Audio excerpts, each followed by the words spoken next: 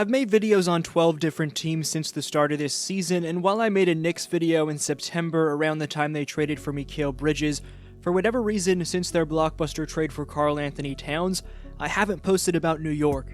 The Knicks having lost to the Celtics twice may be a reason for that, but nevertheless, New York's one of 5 teams in 2024-25 to be plus 18 games over 500 at the All-Star break. However, New York is below 500 against plus 500 teams, giving this season's Knicks an interesting case. The Knicks ranked down as the 18th best defensive team in the league, yet their firepower offensively behind 5 14.5 plus point per game scorers in Jalen, Brunson, Karl Towns, Mikal Bridges, OG Anunoby, and Josh Hart allows them to get away with that lack of defense.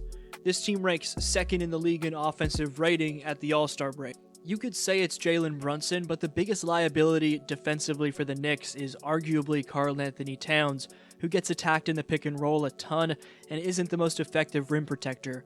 However, offensively, Towns is averaging a New York second most 24.7 points per game on a ridiculously efficient 53-44-84 shooting split. Recently, Cap posted his 4th and 5th 40-point games of the season against the Pacers and Hawks. Towns now ranks 5th in the NBA in 40-plus point games. These showings for Towns led New York to their 9th win over their past 11 outings. Towns is also second in the league in rebounds per game, averaging 13.4 of them, which helps make up for the times when he can't be there to help on the backside effectively. It should be Towns with his size and motor, but not a single player on this Knicks team is averaging a block per game, with Anunoby leading the Knicks in this category with 0.9.